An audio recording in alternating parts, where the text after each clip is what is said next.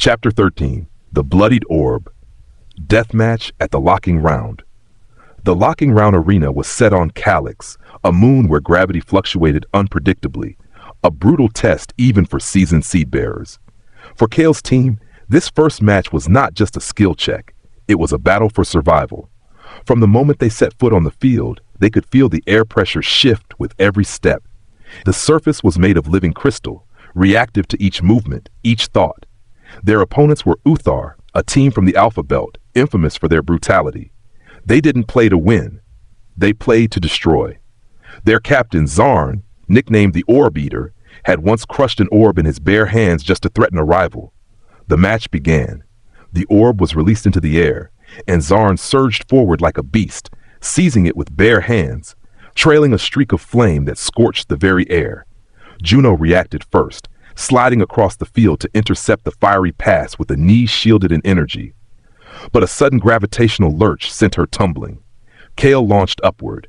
The orb curved toward him like a soul coming home. One gentle touch, and the ball veered dramatically, weaving past 3 Uthar defenders. Rel caught it. Her speed surpassed the safety threshold, bending space with her opening strike, but she missed, not due to inaccuracy, but because the field had shifted. Garen roared, "We're being controlled from outside." From the stands, Lyra transmitted an emergency command. "Gravity is being tampered with. Someone is hacking the system." Kael clenched his fists. The orb at his feet began to glow, radiating twin auras, fiery crimson and twisting shadow. Gravity crushed down on him with triple force, but he remained standing. The next counterattack was poetry in motion, instinct and speed entwined. Mira intercepted with a dual-spin orb flip, a move once banned for its risk of shattering the orb. She passed it to Kael in one seamless motion. Zarn charged. Kael didn't dodge. He sprinted straight into the Titan, his whole body igniting like a meteor halted midair. The collision rocked the entire field. The crystal system cracked. Time seemed to slow, and in that frozen second, Kael, with his previously injured left leg, kicked the orb high into the sky. The ball exploded in a vortex of fire and shadow. Scoreboards lit red. The entire crowd erupted. Kael's team had won. Zarn lay unconscious, blood streaming from his eyes. A black burn corroded his wrist, the mark of a rebound orb. That meant Kael had just triggered a never-before-recorded reactive counterstrike. The Oversight Council had no choice but to recognize the result. But now, their gazes held no curiosity, only fear. As the team retreated into the tunnel, Garen threw an arm around Kael's shoulder. "You literally killed the ball," he muttered with a dry laugh. Kael, panting, looked down at the orb in his hands. It no longer had a spherical shape, but resembled a crystal, evolving. And the ball isn't done yet. Chapter 14, Arena of Truth, the Martian Symphony. The next match was held on the Martian front lines, where thin air, fractured terrain, and slow transmitting sound turned every game into a drawn-out symphony. In AstraBall, this battlefield tested resolve more than raw power. Their new opponents, Team Mistral from Echo City. Masters of sonic manipulation, their orb emitted harmonic vibrations while moving, disorienting both balance and hearing. Kael's coach, Shara, a former acoustic engineer, taught them breath control techniques to resist sonic interference. Mira devised a strange new plan, counter-resonance running, using footfalls to disrupt Mistral's frequency chain. The match began in eerie silence. Every sound echoed slowly, as if time were warped. Kael felt each orb impact like a knife through his brain. His vision reddened. But within the chaos he heard a rhythm. Heartbeat, breathing, the orb pulsed in tune with every stride. He adjusted his steps, creating new tones. A song no one else could hear, except him and the orb. Garen shattered Mistral's formation with a full-body charge, misaligning their sonic axis. Rel and Juno surged through the acoustic gap like missiles, piercing the defense. Mira finished with a reverse spin orb strike that left the keeper confused. 2-1 in favor of Kael's team. But the final minutes brought danger. Kael held the orb too long. It began emitting reverse frequency waves, detonating the ground beneath him. The match halted. The Oversight Council intervened. "You're sinking with the orb so deeply, it can't tell if you're its wielder or its weapon," Lyra warned. Kael smirked. "It's not a weapon. It's Astra's voice, and I am beginning to hear it." Afterward, Kael's team was granted direct entry into the interplanetary round. But from this point on, Every rival would be a legend or a monster. Deep beneath Mars, something without form stirred. An ancient orb was waking. Chapter 15. Interplanetary Round, Titan City, and the Rebirth of Darkness. Titan, Saturn's largest moon, was the site of their first interplanetary round match. Its mist-covered surface and rivers of liquid methane made every movement feel like a dream through fog. This place had abandoned for over a century after the Orb Wars. Their opponents, Nick Shade, inhabitants of Titan's eternal shadow, known as the Shadowless Ones. They wielded diffused orbs, which granted short bursts of invisibility and movement through weak light reflections. Kael's team wore special cold-resistant suits, but they were heavier, slowing them down. The game turned into a deadly chase, as Kael was constantly attacked by unseen foes. Rel was ambushed and fell into a methane bog. Juno triggered a chain reaction, forming a temporary ion net to reveal enemies. Mira deployed an acoustic grid, a technique Kael taught her from Mars.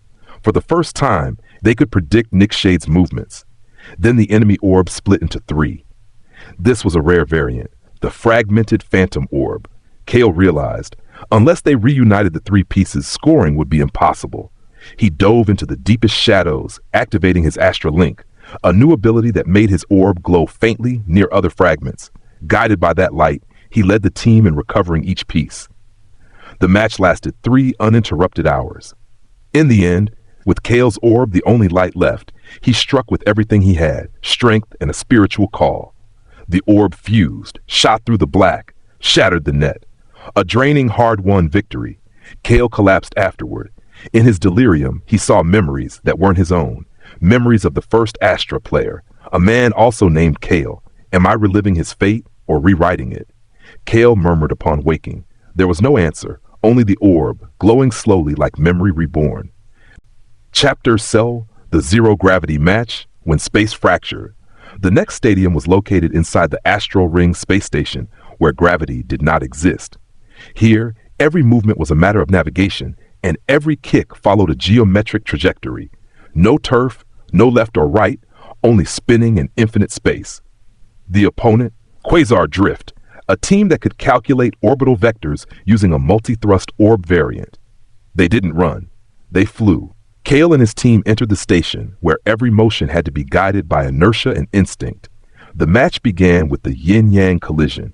2 orbs clashed mid-space, sending a floating shockwave that threw all players off balance. Juno spun out of alignment.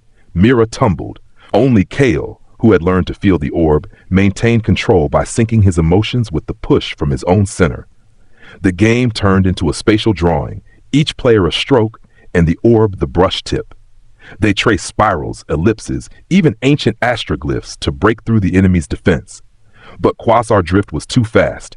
They vanished and reappeared like shooting stars. The score hit 2-0 against Kael's team. Then Kael sensed it. The light lag, a minor phenomenon in space. He used it to reverse engineer orb trajectories. Instead of kicking where opponents moved, he struck toward a point where the light hadn't yet reached. The unexpected curve hit a Quasar player from behind. A counterattack had begun. Kael's team equalized, then led 3-2 with a triple play between Mira, Garen, and Rel, forming a DNA spiral. The final move, an orb ricochet off the station ceiling, bouncing to the floor, and rocketing back into space with a reversal thrust. 3 consecutive victories, but as they left the field, the astral ring trembled. An ancient war-era orb frozen deep in the station's core had been awakened by the resonance waves. It chose no team. It chose Kael, and Kael did not refuse. Chapter 17, Saturn's Cipher, the Game of Minds. The next location, Enceladus, Saturn's icy moon, home to the ancient data hub, Data Spire. This match would not be won by physical prowess alone, but by intellect, coordination, and the ability to decode real-time uncertainty. The opponent, Helix Mind, a team of genetically enhanced brains. Their assistant AI could simulate any opposing move within 0.3 seconds and counter instantly. Every attempt by Kael's team was swiftly neutralized. Mira quickly realized their tactics were based on predictive modeling from past match databases. The only way to win, become unpredictable. She proposed a tactic called logical glitching. simulating erratic behavior, such as running the wrong direction, using backhanded kicks, or even feigning loss of control. Kael was the first to try. He pretended to slip, but used a heel flick mid-air to redirect the orb. The AI failed to respond in time. A gap opened in Helix Mind's defense. Juno hacked into the field's signal systems, introducing a slight interference that lagged the AI by 1 second, long enough for Garen and Rel to pull off an illogical combo, passing to themselves across 2 spirals and bouncing the orb in reverse thrust. But Helix Mind quickly adapted, upgrading their AI mid-match. The glitching tactics started failing. Kael knew only one option remained: draw upon memories from his fever dream, a style of play that existed in no database. He executed a twisted spiral motion, the orb glowing deep cobalt, a color never seen before on any orb. The AI failed to recognize it. All models collapsed. His kick formed a reverse rotating sphere that bounced 3 times across the ice before hitting the net. Match over. Helix Mind stood silent. "You're an anomaly," their captain said, "a variable no system can process." Kael exhaled, the orb pulsing faintly in his palm. It was remembering, an ancient energy once lost. Chapter 18, The Storm on Neptune, The Hunt in Gray Fog. The next match took place within Neptune's chaotic atmosphere, where plasma storms swirled endlessly and gravity fluctuated unpredictably. The arena, a floating labyrinth called Storm Cradle, where visibility was limited and sound distorted by magnetic pulses. The opponent, Nebula Hounds, ghost-like players who thrived in low gravity and dense fog. They appeared on no radar, made no sound, and launched orb strikes from impossible angles. From the first minute, Kael's team was disoriented. Rel was blocked without warning. Mira was isolated. Juno lost tactical signal contact. Kael had to lead through instinct, not data. He signaled for a spiral formation, mirroring local vortexes to blend with the environment. They became invisible, like the enemy. Mira improvised a strategy, communicating via orb-light signals in flickering pulses. Garen responded with jet boot-reflected Morse flashes, forming a silent code for coordination. Then, Kael touched a wall of the maze and felt a vibrating tone like a whisper. He realized this wasn't just a physical structure, it was sentient, or at least aware. Kael used the orb to create rhythm, knocking gently as if tapping on the consciousness of Storm Cradle. In response, the winds calmed. A path opened. Juno, still with signal, rushed in. Guided by Kael, she performed a spiral kick against the storm's flow. The orb flew through 3 fog layers, grazed the net, and exploded in a burst of violet light, the sign of victory. Nebula Hounds were defeated by their own storm. After the match, Kael stood silently, watching the labyrinth fade into plasma clouds. The orb in his hand glowed reddish purple. A voice echoed in his mind, "You knocked in the right rhythm."